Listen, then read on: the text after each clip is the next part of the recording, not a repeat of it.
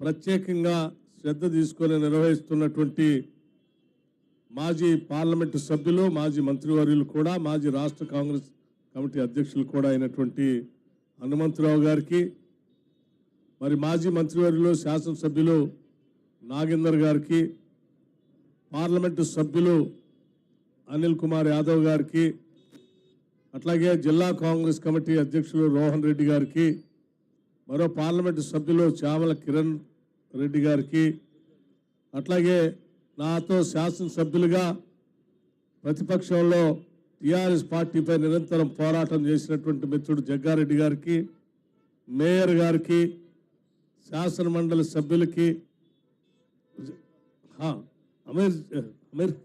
అమర్ అలీ ఖాన్ గారికి, అట్లాగే కార్పొరేషన్ చైర్మన్లకి, కార్యక్రమానికి ఇక్కడికి ఇచ్చేసినటువంటి ఇతర మిత్రులందరికీ, ముఖ్యంగా చిన్నారులకి, పాత్రికేయ మిత్రులకి, కాంగ్రెస్ పార్టీ అభిమానులందరికీ కూడా ముందుగా నా హృదయపూర్వకమైనటువంటి నమస్కారాలు తెలియజేస్తా ఉన్నాను.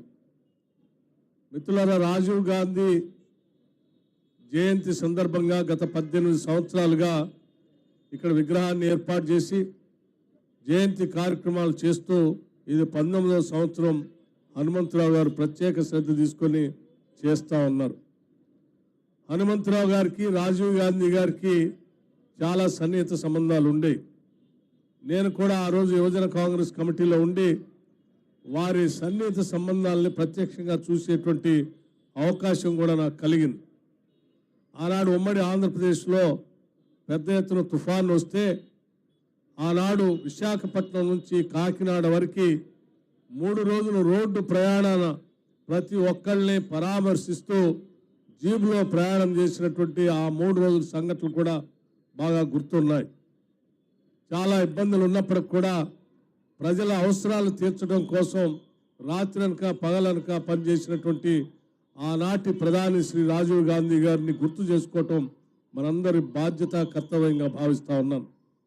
ఎందుకనంటే ఆనాడు ఈరోజు చాలామంది ప్రధానమంత్రులు వస్తూ ఉన్నారు, పోతూ ఉన్నారు. మరి ఆనాడు మిస్టర్ క్లీన్గా ప్రధానమంత్రిగా ప్రపంచ దేశాల్లోనే భారత ప్రధాని అంటే ఒక గొప్ప దార్శనికుడిగా గుర్తింపు తీసుకొచ్చినటువంటి రాజీవ్ గాంధీ గారు ఈ దేశానికి అనేక పునాదులు వేసి వెళ్ళారు. టెక్నాలజీ మిషన్స్ అని చెప్పి ఈరోజు సీడాట్ ఫోన్ను మనందరం ఈరోజు మొబైల్ ఫోన్లు ఇంత విస్తృతంగా మాట్లాడుతున్నాం. ప్రపంచవ్యాప్తంగా అందరితో కమ్యూనికేషన్ నెట్వర్క్ ఉందనంటే ఆనాడు రాజీవ్ గాంధీ గారు తీసుకొచ్చినటువంటి కార్యక్రమమే. అట్లాగే పాల ఉత్పత్తిలో కానీ ప్రతి పల్లెకి మంచినీళ్ళు ఇవ్వాలనేటువంటి ఆలోచనతో డ్రింకింగ్ వాటర్ టెక్నాలజీ మిషన్ తీసుకొచ్చింది కూడా రాజీవ్ గాంధీ గారే. మరి యువత పెద్ద ఎత్తున దేశ పాలనలో భాగస్వాములు కావాలని చెప్పి 18 సంవత్సరాలకే ఓటు హక్కును తీసుకొచ్చింది కూడా రాజీవ్ గాంధీ గారే. ఒకనాడు ఆయన ప్రధానమంత్రిగా విదేశాల్లో పర్యటన చేస్తూ ఆ రోజు చెప్పినటువంటి మాటలు ఈరోజు మన భారతదేశాన్ని ప్రపంచముఖంగా పెద్ద ఎత్తున ఉంచాయి. ఆ సమావేశంలో భారతదేశం ఇండస్ట్రియల్ రెవల్యూషన్ మిస్ అయింది. ఇండస్ట్రియల్ రెవల్యూషన్ని భారతదేశం మిస్ అయింది. We miss industrial revolution but we can't afford to miss the computer revolution అని చెప్పి ఆ వచ్చే కంప్యూటర్ రెవల్యూషన్ని ప్రపంచంలో భారతదేశం కూడా పాలు పంచుకునేటట్టుగా, అందులో ప్రముఖ పాత్ర వహించేటట్టుగా ఆనాడు ఆయన ప్రధానమంత్రిగా నిర్ణయాలు చేశారు. కాబట్టే ఈరోజు భారతదేశంలో కంప్యూటర్ రంగంలో అనేక మంది విద్యార్థులు చదువుకోవటానికి కానీ, లేకపోతే ప్రపంచవ్యాప్తంగా ఉన్నటువంటి సంస్థల్లో భారతీయులే పెద్ద ఎత్తున ముందుండి పనిచేసేటువంటి అవకాశం కానీ ఆనాడు రాజీవ్ గాంధీ గారు వేసినటువంటి పునాదుల ద్వారానే జరిగాయి. ఈరోజు చాలామంది రాష్ట్ర విభజన జరిగిన తర్వాత నేను అమెరికాలో చదువుకొని వచ్చాను, ఈ దేశాన్ని లేకపోతే ఈ రాష్ట్రాన్ని అద్భుతంగా కంప్యూటర్ రంగంలో ముందుకు తీసుకొని పోతున్నానని చెప్పినటువంటి కొద్దిమంది మంత్రులకి గత చరిత్ర మరిచిపోయి మాట్లాడుతున్నట్టుగా కనిపిస్తూ ఉంది. హైదరాబాద్ ఐటీ రంగం ఈరోజు ప్రపంచవ్యాప్తంగా పెద్ద ఎత్తున ఉత్పత్తులు జరుగుతూ ఉన్నాయంటే ఆనాడు రాజీవ్ గాంధీ గారి సూచన మేరకు ఆనాడు ఈ రాష్ట్ర ముఖ్యమంత్రిగా కాంగ్రెస్ ప్రభుత్వంలో జనార్దన్ రెడ్డి గారు మాదాపూర్లో ఫౌండేషన్ స్టోన్ వేసి ఆ తర్వాత వచ్చినటువంటి ముఖ్యమంత్రులు పెద్ద ఎత్తున ఈ ఐటీ రంగాన్ని ముందుకు తీసుకొని పోయారు కాబట్టి ఆటోమోడ్లో ఇది అభివృద్ధి చెందుతూ ముందుకు పోతా ఉంది. ఆ ముందుకు పోతున్న క్రమాన్ని నేను ఐటీ మంత్రిగా ఉండి ఏదో పెద్ద చేశానని చెప్తే సభలో కూడా చెప్పాము, ఇప్పుడు కూడా చెప్తా ఉన్నాం. ఈనాడు హైదరాబాద్ నగరం అభివృద్ధి చెందుతున్నా, పరిసర ప్రాంతాలు అభివృద్ధి చెందుతున్నా, వీటన్నిటికీ ఆనాటి కాంగ్రెస్ ప్రభుత్వాలు వేసినటువంటి పునాదుల వల్లనే జరుగుతూ ఉన్నాయి. వాటిని ముందుకు తీసుకొని పోయే కార్యక్రమంలో భాగంగా ఈరోజు రాష్ట్ర ముఖ్యమంత్రిగా రేవంత్ రెడ్డి గారు కానీ, లేకపోతే రాష్ట్ర మంత్రి మండలి కానీ అందరూ పెద్ద సంకల్ప బలంతో అకుంఠ దృష్టితో ఈ రాష్ట్ర అభివృద్ధి కోసం పనిచేస్తూ ఉన్నారు. ఈరోజు మొన్న మీరు చూసి ఉండుంటారు, ముఖ్యమంత్రి రేవంత్ రెడ్డి గారు అట్లాగే పారిశ్రామిక ఇండస్ట్రీ మంత్రిగా ఉన్నటువంటి ఐటీ మంత్రి శ్రీధర్ బాబు గారు ఇద్దరు కూడా ప్రపంచవ్యాప్తంగా పర్యటనలు చేసి అటు అమెరికాలో కొరియాలో కూడా ఉన్నటువంటి పారిశ్రామికవేత్తలతో మాట్లాడి దాదాపు 36,000 కోట్ల రూపాయల పెట్టుబడుల్ని హైదరాబాద్ నగరానికి తీసుకొని రావటం కోసం వారంతా మాట్లాడుకొని వచ్చారు. ఈరోజు అంత పెద్ద ఎత్తున నిధులు తీసుకొని వస్తే ముఖ్యమంత్రి గారు ఈడ కూర్చుని ఒక ఆయన మాట్లాడుతూ ఉంటాడు, ఆడబోయి ఎవరో ఏదో కంపెనీతో ఎంఓయూ చేసుకొని వచ్చారని. అరే కంపెనీలతో ఎంఓయూ చేసుకొని వస్తేనే ఇక్కడ పెట్టుబడులు వస్తాయి. ఎంఓయూలు చేసుకోకుండా 4 గోడల మధ్యలో మీలాగా ఏడ కోటల్లోనో లేదా గడిల్లో కూర్చొని మాట్లాడితే రాష్ట్రానికి రావు, మీకు మాత్రమే వస్తాయి.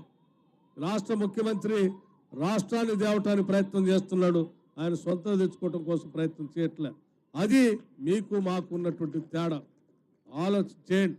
ఈరోజు హైదరాబాద్ నగరంలో మీరు ఆక్రమించినటువంటి చెరువుల్ని, కుంటల్ని, భూముల్ని అన్నిటిని కూడా తొలగించి హైదరాబాద్ నగరానికి ఒక అద్భుతమైనటువంటి నగరాన్ని అందించాలనేటువంటి ఆలోచనతో హైడ్రాని పెట్టి ఆక్రమించిన చెరువులన్నింటినీ తొలగించిన నగర ప్రజలకి కానుకగా ఇవ్వబోతా ఉన్నారు. ఇదంతా ఈ రాష్ట్ర ముఖ్యమంత్రి, ఈ కాంగ్రెస్ ప్రభుత్వం, ఇందిరమ్మ రాజ్యం ఆలోచన చేసేటువంటి విధానం. ఈ రాష్ట్రంలో కేవలం పరిశ్రమలే కాదు, వ్యవసాయం కూడా అభివృద్ధి చెందాలని దాదాపు 72,000 కోట్ల రూపాయలు వ్యవసాయ రంగానికి బడ్జెట్లో నిధులు కేటాయించి 31,000 కోట్ల రూపాయల్ని ఈ దేశ చరిత్రలో ఎవరూ చేయని విధంగా ఈరోజు రుణమాఫీ చేసి ముందుకు పోతా ఉంటే సిగ్గు ఎగ్గు లేనటువంటి ఆనాటి పాలకులు 10 ఏళ్ళు కనీసం ₹1,00,000 కూడా రుణమాఫీ చేయలేనటువంటి వాళ్ళు రోజు ఏదో పత్రికలు ఉన్నాయి కదా అని అడ్డగోలుగా మాట్లాడుతూ ఉన్నారు. ఈరోజు ప్రజలు గమనిస్తూ ఉన్నారు. 10 ఏళ్ళు ₹1,00,000 చేయనటువంటి వాళ్ళు 10 రోజుల్లో ₹2,00,000 రుణమాఫీ చేసిన కాంగ్రెస్ ప్రభుత్వం గొప్పదా, లేదా 10 ఏళ్ళు ₹1,00,000 కూడా చేయనటువంటి మీరా మాట్లాడేదని రైతులు వచ్చి వాళ్ళని మాట్లాడుతూ ఉంటే కూడా ఇంకా బుద్ధి లేక ఏదో సోషల్ మీడియా ఉంది కదా అని అడ్డగోలుగా మాట్లాడుతూ ఉన్నారు. రుణమాఫీయే కాదు, ఈ ప్రభుత్వం కాంగ్రెస్ ప్రభుత్వం చెప్పిన ప్రతి గ్యారంటీని చేసుకుంటూ ముందుకు పోతా ఉంది. యంగ్ ఇండియా పేరు మీద అనేకం చేసుకుంటూ పోతా ఉన్నారు.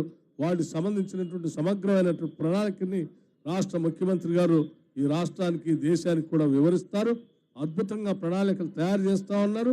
ఈ రాష్ట్రం ఈ దేశంతో కాదు ప్రపంచంతో పోటీ పడేటట్టుగా తెలంగాణ రాష్ట్రాన్ని ముందుకు తీసుకుపోవాలనేటువంటి సంకల్పంతో ముందుకు పోతున్నటువంటి ఈ ప్రభుత్వాన్ని, ఈ ఇందిరమ్మ రాజ్యాన్ని ఆస్వాదించాల్సిందిగా మీ అందరినీ కోరుతూ, ఆనాటి ప్రధాని రాజీవ్ గాంధీ గారి టెక్నాలజీ మిషన్స్ అన్నింటినీ కూడా ముందుకు తీసుకొని పోతామని, అట్లాగే హనుమంతరావు గారు చెప్పినటువంటి ఈ భూములకు సంబంధించినటువంటి సమస్య ధరణి అంటే ధనవంతుల కోసమే లేకపోతే భూస్వాముల కోసమే పెట్టినటువంటి ఆ ధరణిని బంగాళాఖాతంలో వేస్తామని ఎన్నికల కంటే ముందు చెప్పాం.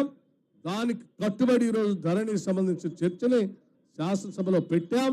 చర్చ విస్తృతంగా జరిగిన తర్వాత నిర్ణయం చేస్తామని కూడా మీ అందరికీ తెలియజేస్తూ, ఆనాటి కాంగ్రెస్ ప్రభుత్వాలు ఇందిరమ్మ రాజ్యంలో పేదలకు పంచినటువంటి భూములన్నింటినీ కూడా తిరిగి తప్పకుండా పేదలకే ఇస్తామనేటువంటి మాటని ఆనాటి కాంగ్రెస్ ప్రభుత్వం స్పష్టంగా మేనిఫెస్టోలో మేము పెట్టడం కాదు హామీలు ఇచ్చాం.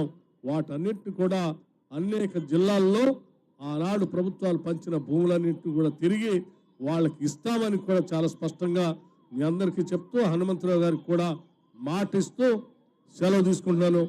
జై హింద్, జై కాంగ్రెస్.